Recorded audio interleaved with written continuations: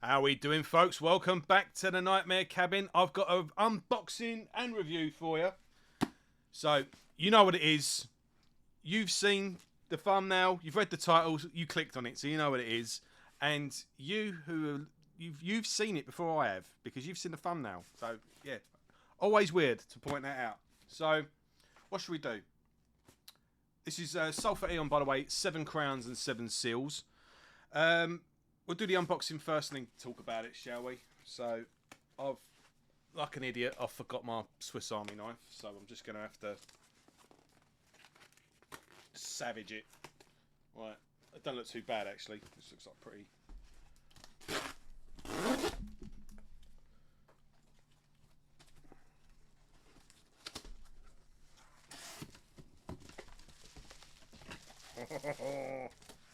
Alright, chuck that down there.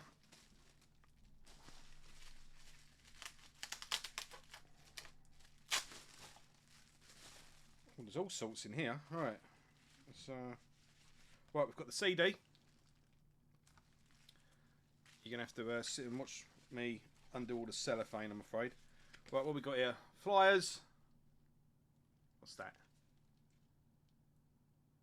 Don't know who that is.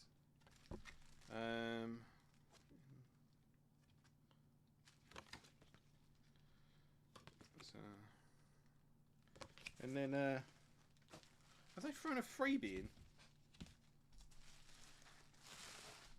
Well, it looks pretty cool and everything, but there's nothing in there. I don't know. Right, yeah, don't know what that is. Right, and then the main event, I guess. I'm pretty sure I ordered another CD of the demo, but maybe that's not out yet. Let's have a...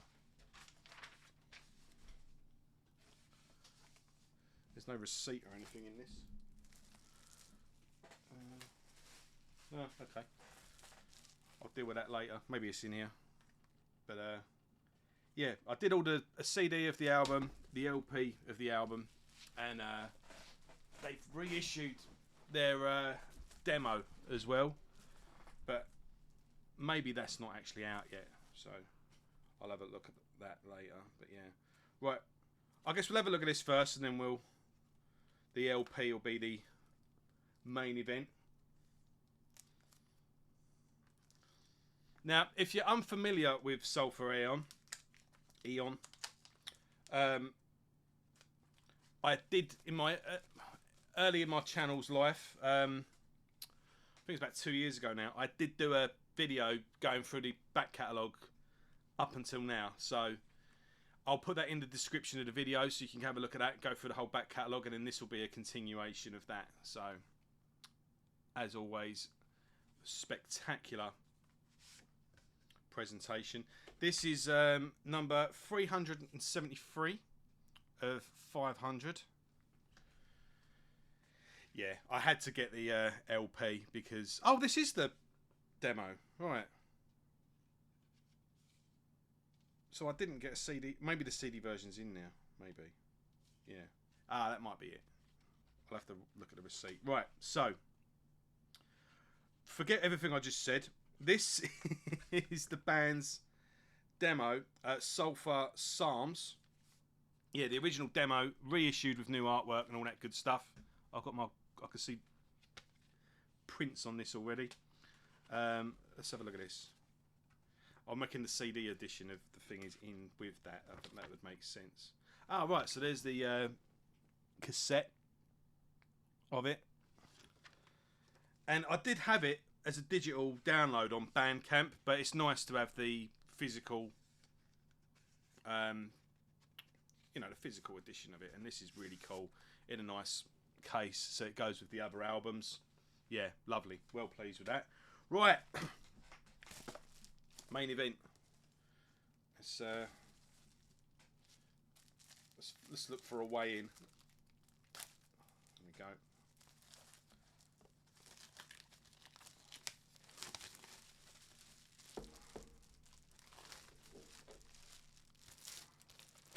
So it's got a lovely feel to it. You got a air conditioner just kicked in there. Awesome artwork as ever. This is all like gold plated, like you feel it. It's got really nice material. And let's have a look inside.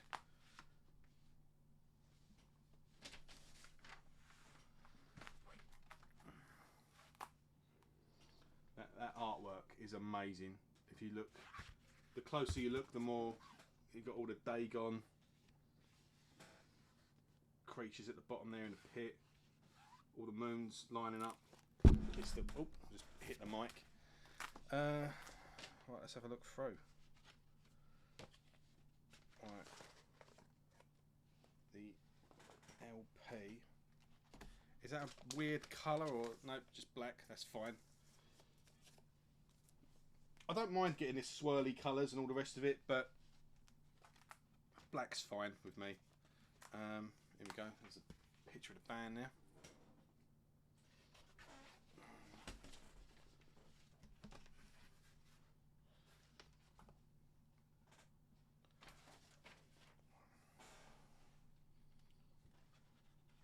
What's in here? Right. Is that it? Oh no, there's more. Let's have a look through there. So what's in here? This must be. Oh. Aha! Right. The CD is there. Oh, I've got a sticker as well. Oops. God, there's all sorts falling out of this. Right.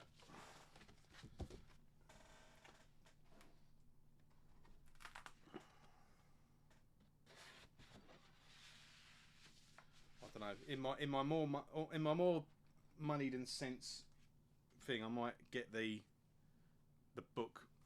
No, there's no need for that, is there? Come on, Joe. But the other albums come either like that or as a. I'm sure I would have showed them off in the previous video, but part of me's thinking I want the set. But I've got the bloody set. Look, that's what it looks like. Just a CD. Come on. Right. Anyway, Discipline. Right. Here we go. Here's your.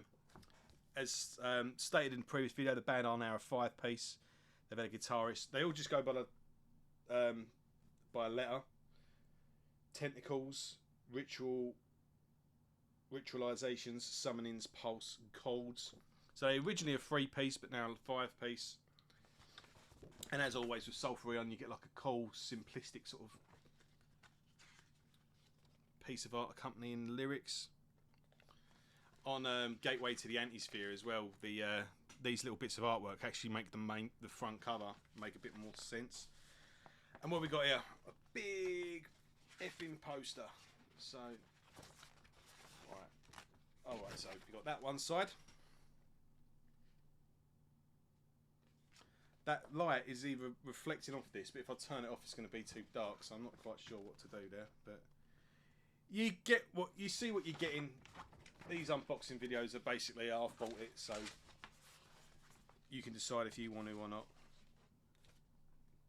I think that's pretty much it. Yeah, very cool. And I've had the download for a couple of weeks anyway, so right. Let's try not to knock everything off. And then we'll have a chat about the album, shall we?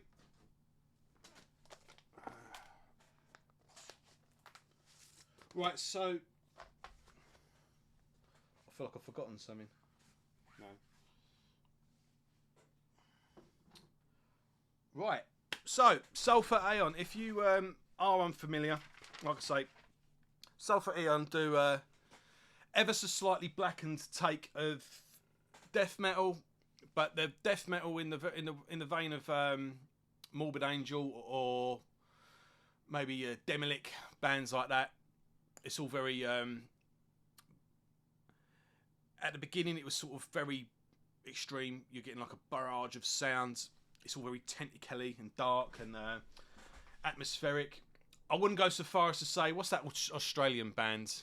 The guy with the clock as a head and all that. Oh, what are they called? Oh, it doesn't matter. But and all of their lyrics are purely H.P. Lovecraft lore.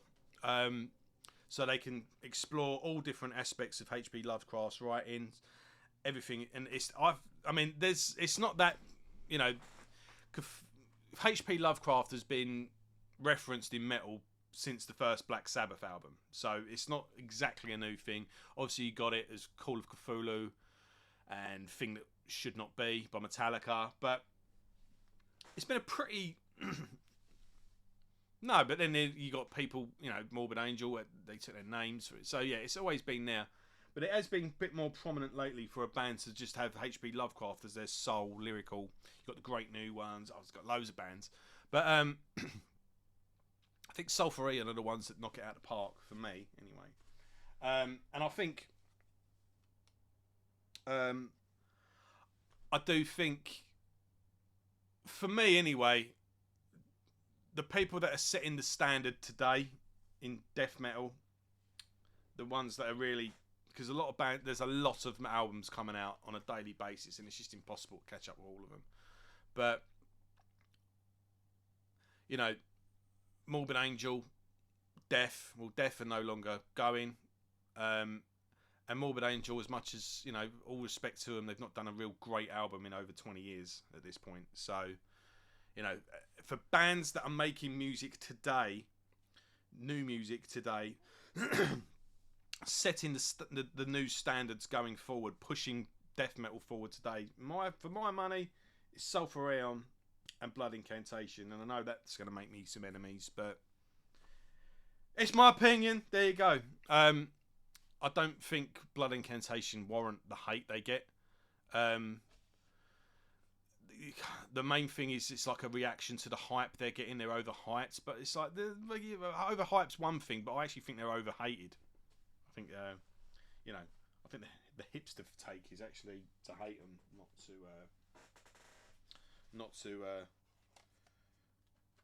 you know, they're not the hipster band, they're the hipster hating band, if that makes sense. So anyway, right, let's get into this. So opening up with Somber Tidings, opening moody riff is amazing. Then we got Hammer from the Howling Gods, that explodes into life. So Somber Tidings is a intro track. Builds up the mood and then just explodes into life with Hammer of the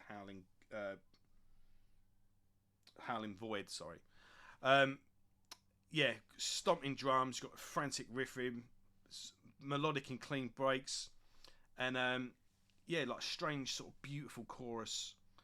Then the house become death, Azos, you know, and what we got then?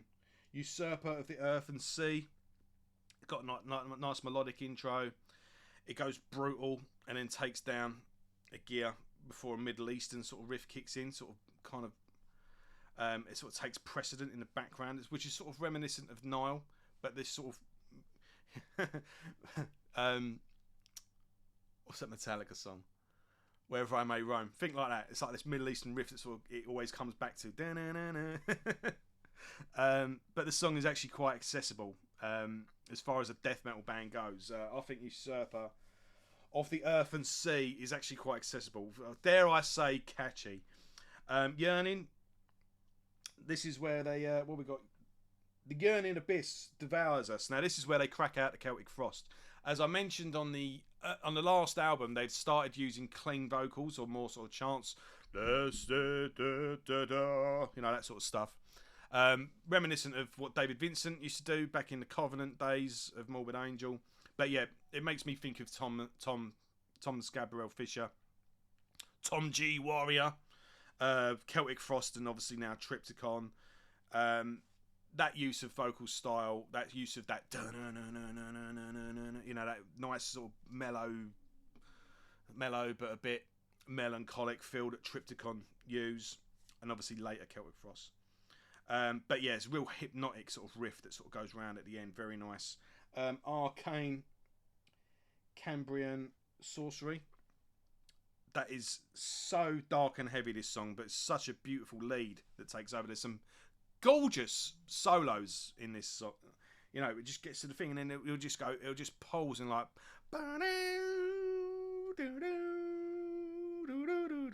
you know, it's real climatic guitar solos on it. It just builds up this sort of devastating atmosphere that pairs with the lyrical content brilliantly. It's making me. I'm actually reading. Well, I'm trying to read H.P. Lovecraft at the moment when I do get time. But yeah, it's very nice. It's kind of spooky to read at night. Coming down here with just a candle on or something, and you know, desk light. Or I've been reading them at work as well. When I'm on night shift and whatnot, I'm in an empty office on my own. It's just a street light outside. Yeah. It's pretty cool. So I'm working my way for the H.P. Lovecraft at the moment. But anyway, beautiful lead over the top of this song, and finish off with like this real tortured scream. But yeah, amazing melodic solos, build up an atmosphere, and yeah, overall, this is a fantastic addition to starting to grow back catalogue now. What are we 4 albums in? Got a couple of EPs and singles and demos and whatnot at the beginning. Let's have a quick look, actually. Yeah, so you got, well, this demo. Then we got an EP, Deep Down They Sleep. I've got that as a 7-inch. I showed that off in the video. And then, yeah, we got 4 albums in total, including this, but up to this point. So 4 albums, a live album, an EP, and a demo. And yeah, it's pretty much, you know, consistent all the way through. I'm give this a good 8 or 9 out of 10. I'm still pretty new to it, but it's just carrying on where they left off and just adding to the canon, really. And I think this band have, you know, overall, the entity that they've created, I think, is amazing, and they should be very proud. So yeah, here we go. This is it. Check out my previous video if you haven't watched it already. That will be in the description. Also in the description is a link to buy me a coffee if you want to start supporting the channel and helping me out and giving me a bit of a nudge to make more material more consistently. I've got a really busy week this week. I'm definitely 2 videos. I've got 2 guests coming on this week, and I want to get a retrospective that I've been working on out this week as well. So there may be 3 pretty long videos this week. So, and like I said with Suffocation, I thought that was the last new thing I was going to review, but there you go. This has turned up and it's caught me off guard. So who knows? Something might come out between now and Christmas, but I'm going to carry on with the retrospectives, and then I'm going to start putting together my top 10 for the end of the year. So thanks for watching as always, folks. If this is your first video, welcome aboard, and yeah, give us one of them if you've made it this far, and I'll see you all soon. Thanks very much. Take care.